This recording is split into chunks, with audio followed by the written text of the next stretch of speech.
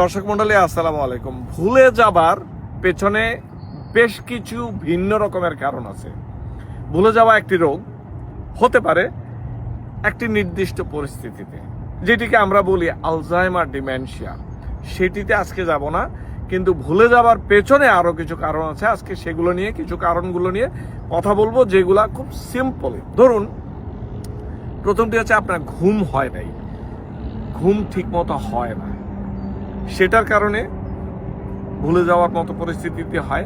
আবার ঘুম হচ্ছে না, ঘুম আসার জন্য যে ওষুধগুলো খাবেন সেইটা থেকেও এই ভুলে যাওয়াটা হতে পারে, কিন্তু এটা অবশ্যই সাময়িক, পার্মানেন্ট না। আবার স্ট্রেস, টেনশন।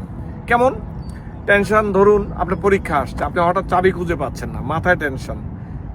কাজের প্রেশার, চাবি খুঁজে পাচ্ছেন না, টেনশন। এটা কিন্তু ভুলে যাওয়া রোগ নয়।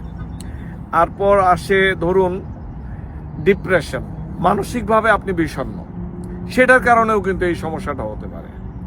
তো সেটাও সাময়িক, চিকিৎসা করলে মেমোরি আস্তে আস্তে আস্তে আস্তে ফিরে আসে। একটি ভিটামিন আছে যেটির নাম হচ্ছে ভিটামিন B12। এইটি যদি স্বল্পতা হয়, এইটির কারণে ভুলে যাওয়া শুরু হতে পারে।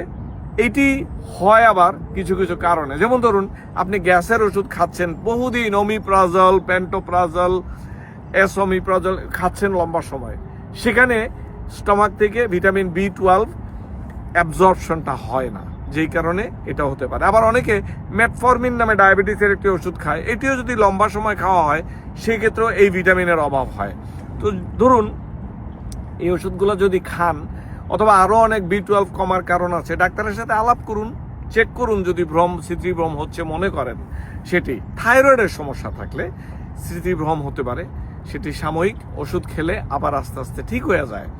তো আশা করি বুঝতে পেরেছেন। আমরা যখন মানুষ ভুলে যাওয়া রোগ শুরু হয়, তখন আমরা অনেক সময় প্রথম দিকে এই টেস্টগুলো করা হয়, কিডনি লিভার টেস্টও আছে, করা হয়। মোস্ট কমন কারণগুলো বললাম। ভুলে যাওয়া মানেই আলজাইমার ডিমেনশিয়া নয়। আজকের বক্তব্য এইটি, আশা করছি ভালো লেগেছে। ভুলে যাচ্ছেন, রিল্যাক্স, এইটাই অনলি পথ্য 90% ক্ষেত্রে। বাকি 10% এই যে কারণগুলো বললাম।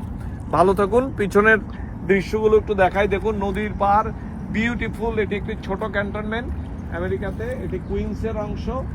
এটি ক্লিয়ার ভিউ এক্সপ্রেসওয়ে, এটি ওই পাশে ব্রঙ্কস। আমরা এখানে প্রায় আসি ঘুরতে, এখানে আমি একসময় কায়াকিং করেছি। বিউটিফুল। ভালো থাকুন। আসসালামু আলাইকুম।